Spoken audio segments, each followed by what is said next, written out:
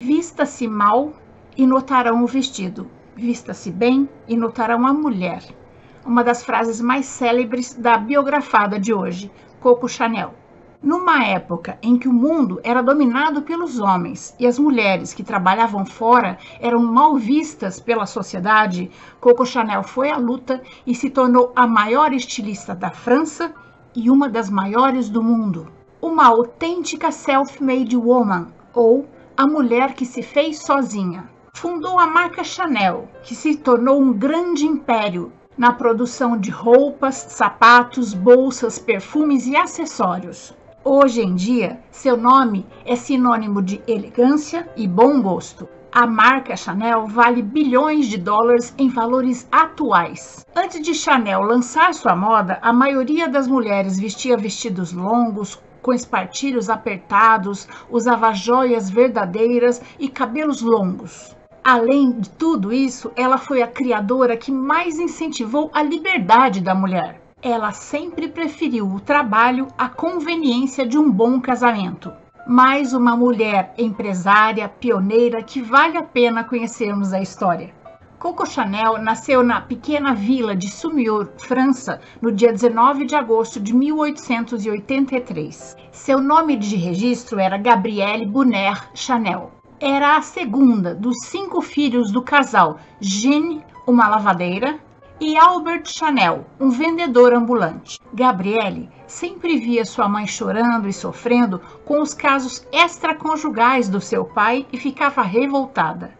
Eles moravam numa casa sem aquecimento. No inverno rigoroso, quando Gabrielle estava com 12 anos, sua mãe faleceu de tuberculose. Seu pai estava viajando e, quando voltou, levou as 3 filhas, Julie, Gabrielle e Antonielle, para um orfanato na cidade francesa de Auvergne, dizendo que logo voltaria para buscá-las.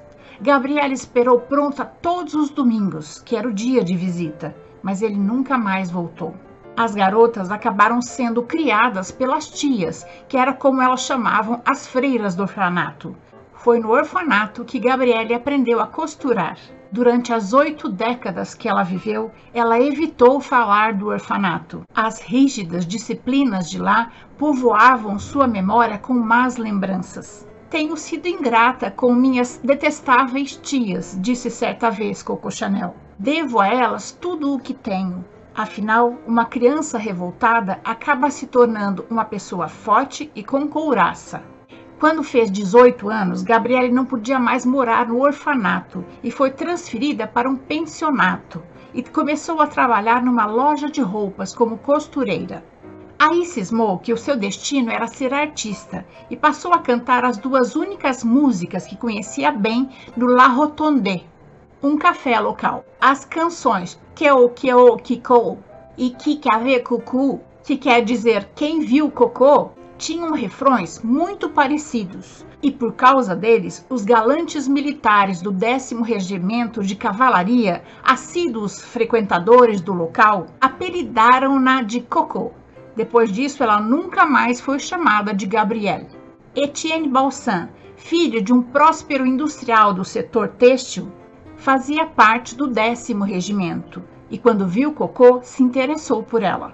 Ele tinha uma fazenda, a Royalier, onde criava cavalos puro sangue. A fazenda já tinha sido um castelo fortificado e ele convidou Gabrielle para passar um tempo lá com ele. Aos 23 anos, ela se tornou uma irregular. Era o termo usado para as mulheres com quem não se podia casar, mas se vivia sobre o mesmo teto e dividia a mesma cama. Os pais de Balsan jamais deixariam que ele se casasse com ela, porque ela não tinha linhagem nobre nem fortuna, e ela sabia disso. Coco se diferenciava por suas ideias irreverentes de moda. Ela tinha horror aos babados, rendas, saias rodadas que ornavam os vestidos da época.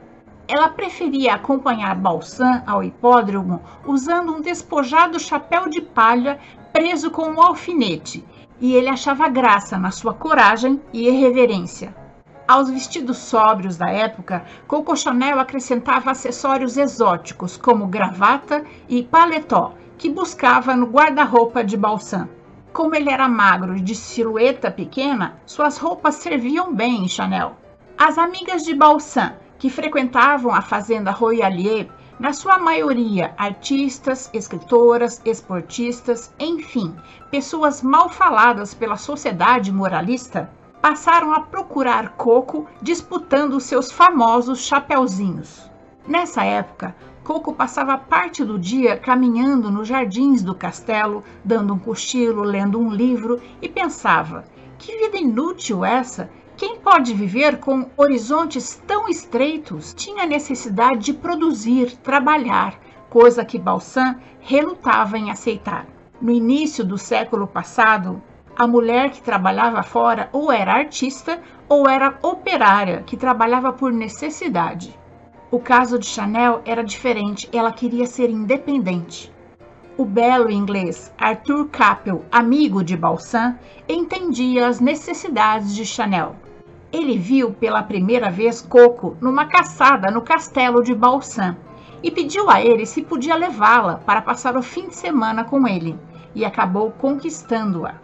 Quando ela voltou do final de semana com Boy Capel, Balsan estava enciumado e disse que não sabia que gostava tanto dela e pediu-a em casamento. Disse que enfrentaria toda a sua família para ficar com ela. Coco não aceitou. Ela disse que não estava à procura de um casamento conveniente. Ela queria trabalhar e ser independente. A lembrança de sua mãe chorando e sofrendo com as infidelidades do seu pai ainda estavam bem vivas na sua mente. Boy Capel também estava apaixonado por ela e não lhe ofereceu um casamento. Ele já tinha um casamento arranjado com a filha de um lord, de um diplomata inglês, a jovem Diana Liston Wyndham, para dali a algum tempo. Mas ele não iria deixá-la. Ele a amava e sempre teria tempo para ela. E disse que emprestaria a ela o dinheiro que ela precisava para começar o seu próprio negócio. O ano era 1909. Antoniette, sua irmã preferida, e Adrienne, uma tia que tinha a mesma idade que ela, a ajudaram a divulgar os chapeuzinhos, usando-os de manhã até de noite. Os canotiers, o nome dos chapeuzinhos criados por Chanel, acabaram ilustrando uma página inteira da influente revista Le Monde. Para aumentar seu prestígio, Gabrielle assinou o penteado e os chapéus da atriz Gabrielle Dorziat, sua amiga do tempo da Fazenda Royale. Ela estrelava a peça Bel Ami, baseada no romance do célebre escritor francês Guy de Maupassant. Foram 2 empurrões decisivos e, em 1911, Chanel conseguiu sair do pequeno estúdio e abrir sua primeira loja, que ficava na rua Cambon, número 31, paralela ao famosíssimo Faubourg Saint-Honoré, a alameda parisiense das grandes grifes. Até sua morte em 2019, o costureiro Karl Lagerfeld assinava as criações da marca Chanel neste mesmo endereço. O hotel mais requintado da época era o Normandie. Boy e Chanel, considerados o casal da moda, alugaram a suíte mais requintada para passar uma temporada. Ela já era conhecida como modista, termo usado para designar os criadores de chapéus e penteados. As mulheres às vezes iam até o ateliê só para ver Coco Chanel de perto. Então, numa manhã gelada, Coco decidiu que não vestiria a malha do namorado, tipo suéter, pela cabeça para ir ao jockey. Cortou-o na frente, improvisando uma gola e um cinto com detalhes do mesmo tecido. E colocou 2 enormes bolsos, na altura exata em que as mãos gostam de descansar. Aliás, Chanel tinha um crush por bolsos. A maioria das roupas e acessórios que ela desenhou tinha muitos bolsos. Até hoje, você vai encontrar mais bolsos que o suficiente numa bolsa Chanel. Por sinal, as eficientes bolsas tiracolo foram criadas por Chanel. Graças à diferença de estatura, a roupa de Boy, totalmente reformada, caiu como se fosse um vestido. Todos que a viram gostaram da novidade e perguntaram onde ela tinha comprado. E ela respondia: se quiser, faço um desses para você. No mesmo dia, ela acabou vendendo 10 modelos iguais ao seu. A partir daí, Chanel deixou de ser uma modista de chapéu e se transformou numa estilista de moda. Em 1913, inaugurou mais uma loja em Deauville, com estrondoso sucesso. Como se não bastasse os modelos irreverentes que ela desenhava, as atitudes daquela mulher de 30 anos colaboravam para que ela se tornasse uma celebridade. Coco era uma das únicas mulheres que tinha coragem de se banhar na praia, vestida com um maiô bem fechado, feito com suéteres de boy.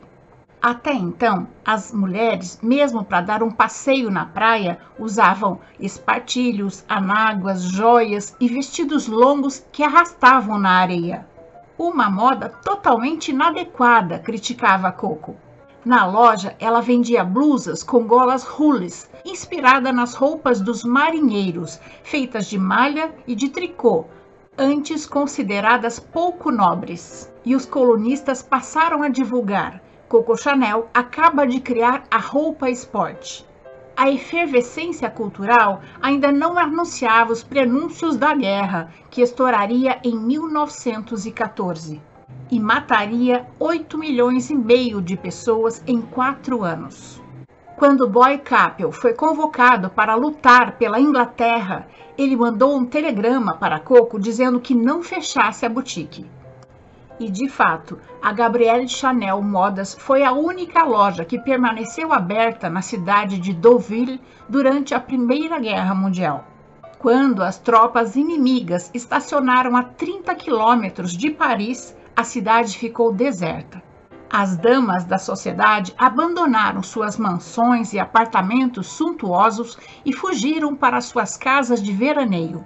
A Côte d'Azur, hoje um endereço muito badalado, ainda não era muito frequentada pelos ricos, mas Deauville sim. Sem motoristas nem mordomos, os turistas precisavam de roupas que facilitassem suas longas caminhadas, por vezes a pé. Além disso, a época era de austeridade. Ninguém queria ostentar vestidos extremamente sofisticados. A etiqueta Chanel atendia às novas necessidades. Chanel abriu mais uma loja em tempo recorde, dessa vez na próspera Biarritz, na costa do Atlântico, a poucos quilômetros da fronteira com a Espanha. Em 1916, ou seja, 7 anos depois que começou, Coco já chefiava um exército de 300 funcionários. Além disso, Chanel começou a inventar moda fora do guarda-roupa.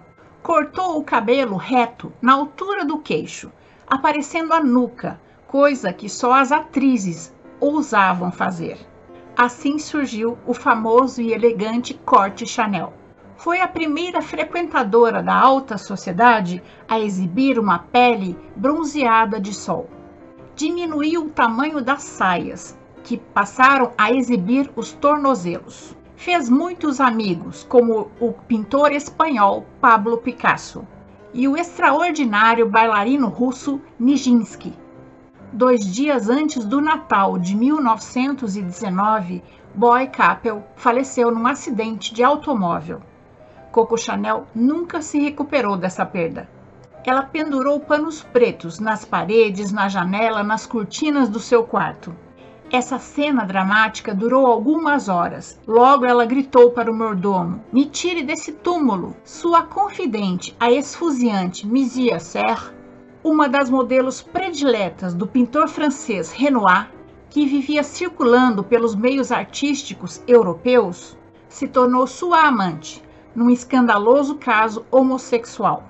Chanel pagou vários tratamentos para a desintoxicação para o vício de ópio do poeta Jean Cocteau. Pobre Jean recebeu uma mesada da amiga até sua morte em 1963. Ele estava com 74 anos. Ela teve um curto romance com o compositor russo Igor Stravinsky. Depois que o romance terminou, eles continuaram amigos. De acordo com Chanel, o perfume é um acessório básico que nos permite viver lembranças inesquecíveis. Por isso, para comemorar os seus 40 anos, ela lançou o perfume Chanel número 5. o químico Ernest Bull usou nada menos do que 80 substâncias diferentes para satisfazer as exigências de Chanel, que resultaram em 8 amostras diferentes. A escolhida por Mademoiselle foi a número 5. Daí o nome, que junto com um frasco de linha simples, revolucionou a indústria da perfumaria. Coco Chanel foi a primeira estilista da história a lançar um perfume com o seu nome. Mademoiselle, como era chamada, tinha uma personalidade empreendedora, dinâmica, sujeita a tempestades de cólera e alfinetadas quando se sentia ameaçada. Era uma dama de ferro, mas antes de tudo perfeccionista. Fumando e falando muito, sempre com uma tesoura nas mãos, era capaz de passar 10 horas seguidas em busca de um exato efeito de um modelo. E era capaz de recomeçá-lo quantas vezes fosse necessário, até atingir o que considerava o modelo ideal. 3 anos mais tarde, criou um novo ícone, o vestido tubinho preto com pérolas, que se tornou sinônimo de elegância da marca Chanel. Até a década de 20, o preto era reservado para funerais e senhoras em luto. Em 1926, Chanel incluiu um pretinho básico, curto, em uma coleção e aconselhava toda mulher ter um no armário, como garantia de elegância. As clientes, acostumadas a comprar modelos quase exclusivos, hesitaram em comprar um modelo aparentemente simples e fácil de ser reproduzido. A edição americana da revista Vogue tratou de tranquilizá-las. Comparou o pretinho básico de Chanel com outro símbolo de status da época, o carro Ford. Básico, útil e com garantia de qualidade, saiu publicado. O modelo foi eternizado pela atriz Audrey Hepburn no filme Bonequinha de Luxo. Coco se inspirou em seus trajes para criar o tailleur, o blazer feminino usado com saia, sobre o qual suas manequins carregavam colares de pérolas falsas e outras bijuterias barrocas. Enquanto nas ruas, as mulheres não ousavam comparecer a um compromisso elegante sem usar uma joia verdadeira. O segundo homem que Coco amou foi Will Charles Arthur Grosvenor, Duque de Westminster e a maior fortuna da Inglaterra na época. Foi o Duque que apresentou Coco Chanel ao primeiro-ministro britânico Winston Churchill, quando a Europa passou a enfrentar uma nova tragédia, a Segunda Guerra Mundial. Graças a esse contato, Chanel se embrenhou numa grotesca operação, chamada de Mittelrot, chapéu da moda em alemão. A França tinha assistido perplexa à marcha dos soldados de Hitler no Arco do Triunfo em Paris. As boutiques Chanel estavam todas fechadas, só se encontrava à venda os frascos do perfume Chanel número 5. Coco mudou sua residência para o Hotel Ritz, onde permaneceu até sua morte. Lá também se hospedava o alto comando alemão. Uma breve ligação amorosa com o cartunista Paul Iribe semeou em sua mente ideias sobre o nazismo, segundo os quais não haveria maiores problemas com a presença de Hitler em Paris. Coco estava convencida de que podia pelo menos fazer Winston Churchill ouvir a proposta de paz de Hitler e viajou para Madrid, na esperança de encontrar o primeiro-ministro na embaixada britânica. O encontro nunca aconteceu, mas seu envolvimento com os alemães lhe valeu 3 horas de interrogatório e a suspeita de ter colaborado com o pessoal de Hitler. Coco Chanel acabou exilada na Suíça. Durante toda a Segunda Guerra Mundial e até 1953, as lojas Chanel permaneceram de portas cerradas, por decisão de Coco, que passou uma longa temporada longe dos desfiles. Sem precisar de esforço para conquistar clientela, Coco Chanel, aos 70 anos, reinaugurou seu ateliê. Trabalhou 8 horas por dia durante 16 anos, inclusive aos sábados. Apresentou o cardigan, e a marca Chanel passou a aparecer nas grandes revistas de moda. Seu tailleur passou a vestir grandes personalidades, entre elas a primeira-dama dos Estados Unidos, Jack Kennedy, que se tornou marca registrada do estilo Chanel. Numa entrevista em 1955, perguntaram a Marilyn Monroe o que ela usava para dormir. Ela respondeu: apenas 3 gotas do Chanel número 5. Com essa resposta, de um dia para o outro, as vendas do perfume dobraram e Coco Chanel, naquele ano, embolsou mais $162 mil. Coco Chanel criou um grande império. Sua marca é referência no mundo todo como uma moda elegante, atemporal e confortável. Entre as suas principais criações está a calça para mulher, o cardigan, o tailleur de tecido tweed e o clássico cabelo Chanel. O estilo que criou foi sua maior paixão. Adorava ser copiada. Chegava a abraçar os camelôs que vendiam falso Chanel nas esquinas de Paris. Trabalhou até o último dia de vida. Coco Chanel faleceu em Paris, na sua suíte do Hotel Ritz, de um ataque do coração, no dia 10 de janeiro de 1971. Era um domingo, dia que ela não gostava, porque era o único dia da semana que ela não criava nada. Ela estava com 87 anos. Chanel foi enterrada na Suíça e seu túmulo é enfeitado com 5 leões em alto relevo, que fazem referência a seu signo. Até 2019, o estilista alemão Karl Lagerfeld comandava a Chanel com uma classe inigualável. Lagerfeld é reconhecido por ter renovado a marca Chanel, tornando-a mais moderna e atraente para um público mais jovem. Com o falecimento de Lagerfeld, Virginie Viard assumiu o comando da marca. Logo em sua primeira coleção, ela voltou às raízes da alta costura, sempre homenageando Coco Chanel. Na atualidade, a Chanel é uma das mais poderosas marcas a nível global e permanece fazendo história. Em meio à pandemia do coronavírus, em que o mundo decretou isolamento, a Chanel apresentou um desfile virtual para a Cruise Collection 2021 nas plataformas digitais, sem contar suas iniciativas à moda e à diversidade. E essa é a nossa história de hoje. Eu espero ter contribuído para que seu dia seja bom. Mas antes de terminarmos, eu gostaria muito de agradecer aos apoiadores do canal. E se você também quiser ser um apoiador do canal, é só acessar o link do projeto que está logo abaixo na descrição desta biografia. As contribuições, por menores que sejam, me ajudam a manter o canal. Até a próxima história!